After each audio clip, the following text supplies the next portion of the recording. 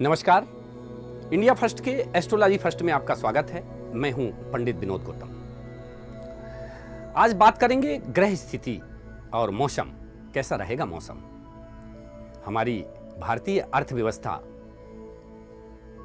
कृषि पर आधारित है और कृषि के लिए मौसम की स्थिति, मौसम की जानकारी होना अति आवश्यक है। हम आपको बता दें, इस साल मौसम की जो स्थितियां हैं वो सामान्य रहेंगी। कहीं कहीं भारी बारिश भी हो सकती है, जिससे जनधन की हानि भी होगी, बाढ़ इत्यादि की स्थितियां बनेंगी। परंतु कम क्षेत्रों में कहीं कहीं थोड़ा सा वर्षा की कमी भी नजर आएगी। इस वर्ष आवर्त नामक मेघ वर्षा कराएंगे और सुबुद्धि नामक नवमोघ में जो विशेष मेघों का सहयोग है, ये सुबुद्ध और आवर्त नामक मेघ के सहयोग से पूरे देश में वर्षा होगी। शमे का निवास माली के घर, संवत्सर का निवास तट पर होने से वर्षा भी अनुकूल होगी। अब आते हैं वर्षा और ग्रह स्थिति वर्तमान समय पर।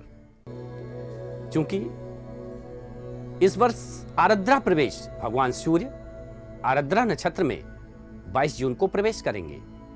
मध्य प्रदेश से निकलने वाली कर्क रेखा के आसपास जो वर्षा की स्थिति है वो 22 जून से प्रारंभ होगी।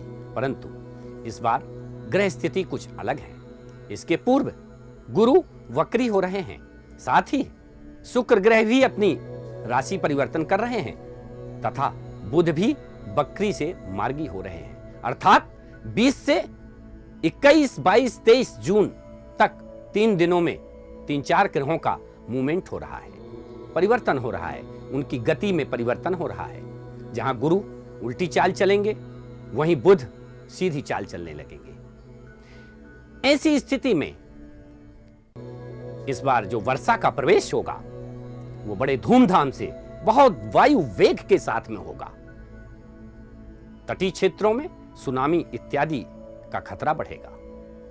गुरु के बकरी होने से बंगाल की खाड़ी से एक शक्तिशाली तूफान निर्मित हो सकता है, जो कि आसपास के क्षेत्रों में क्षति पहुंचाने में सक्षम है। अन्य स्थितियों को देखा जाए तो केरल इत्यादि अंडमान निकोबार द्वीप समूह से चलकर के और जो मेघ हैं वो निश्चित समय पर चलेंगे, परंतु नागपुर, महाराष्ट्र और विदर्भ के आसपास आकर के ग्रह स्थितियां जिस समय पर बदलाव करती हैं, उस समय पर वो अपना रास्ता भी बदल सकते हैं, मानसून भटक सकता है। ऐसे में कुछ समय के लिए मानसून में विराम लग सकता है, अर्थात मानसून एक बार तेजी से आकर के और लौट सकता है। देखा जाए तो मानसून का जो आगमन है वो भारी वायु वेग के साथ हो रहा है। ऐसे में बारिश और जल की जो मात्रा है वो कम होगी और हवा की मात्रा अधिक होगी। जल कम गिरेगा, हवा ज्यादा चलेगी। शुरुआती दौर लगभग यही स्थितियां बनेगी, पश्चात मानसून में कमी आएगी। मानसून में कमी कई क्षेत्रों में अधिकता और कई क्षेत्रों में कमी निर्मित करेगा। ऐसे में अन्य जो क्षेत्र हैं, जो तटीय क्षेत्र हैं, वहां पर सुनामी इत्यादि तूफानी हवाएं, आंधी के जो क्षेत्र हैं वो लगातार अभी से बनना शुरू हो जाएंगे। क्योंकि इसके पूर्व जो भगवान सूर्य हैं रोहिणी नक्षत्र में रहेंगे और रोहिणी नक्षत्र से आरद्रा नक्षत्र में जब प्रवेश करेंगे तो वर्षा का जन्म होगा। कहते हैं कि रोहिणी नक्षत्र में जब सूर्य होते हैं तो उस समय पर गर्भकाल होता है वर्षा का, और जब आरद्रा नक्षत्र में भगवान सूर्य आते हैं तो वर्षा का जन्म हो जाता है। तो इस बार वर्षा का जन्म बड़े धूमधाम से, अर्थात बड़े वायु वेग के साथ में होने जा रहा है।